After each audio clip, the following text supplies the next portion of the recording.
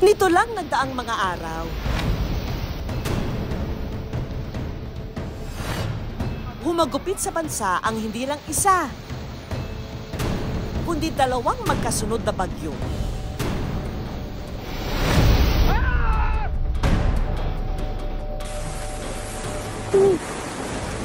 Patuma na sa balay, guys. Na isa sa pinuruhan ang Cebu City.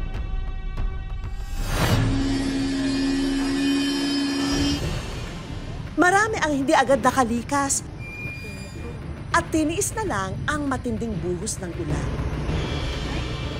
Kaya nang humupa ang baha, lumantad ang kalunos-lunos na sinapit ng syudad. Ang pinsala sa kabuhayan. Sira-sira at patong-patong na mga sasakyang inanod. At mga taong nasawi sa trahedya. Pero sa kabila ng matinding pananalasa ng mga kalamidad, lutang na lutang pa rin ang mga kwento ng malasakit at pagtutulungan. Pagpapatunay na ang diwa ng bayanihan nasa puso't isip pa rin ng bawat Pilipino. Nariyan ang mga kababayan nating agad naghatid ng pagkain sa mga nasalanta ng bagyo. At ang sama-samang pagkilos ng komunidad para sa agarang paghahatid ng relief packs. Pero ang isa sa pumukaw sa atensyon at pinusuan ng mga netizen, ang kabayanihan ng 15 anyos na si J-Boy ng Liloan, Cebu City, na sa murang edad, hindi mabibilang sa kamay ang dami ng iniligtas na buhay. Yung kasagsagan ng bagyong Tino, yung baha, nandun na namin sa second floor. Nilapaw, nagkuhan mi, nagsakisami.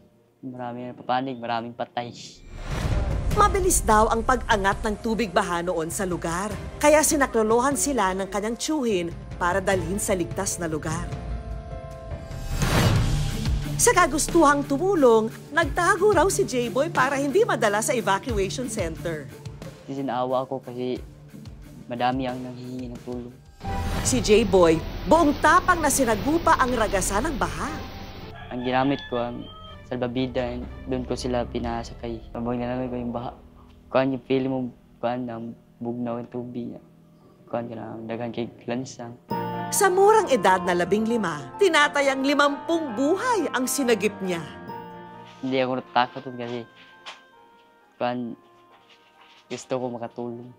Mula alas 8 ng umaga hanggang alas 3 ng hapon, on to his mission si J-Boy sa pagdamay sa kanyang mga kababayan.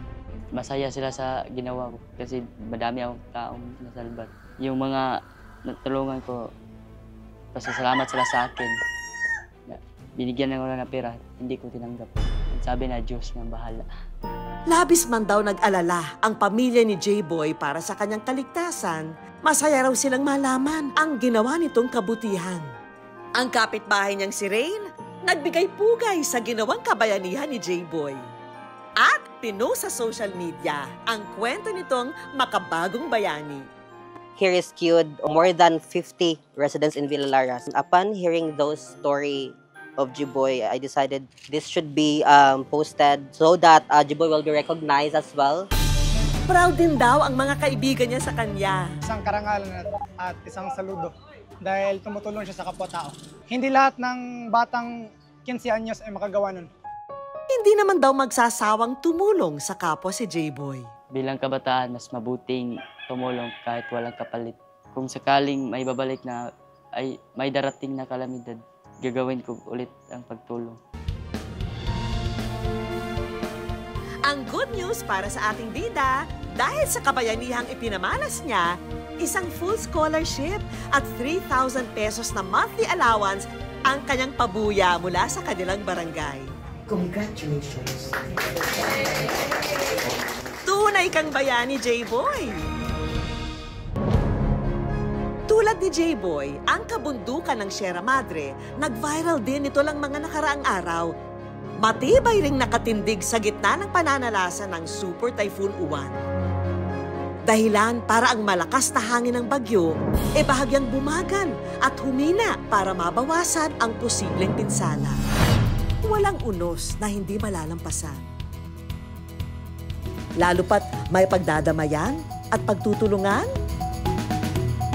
Yan ang good news.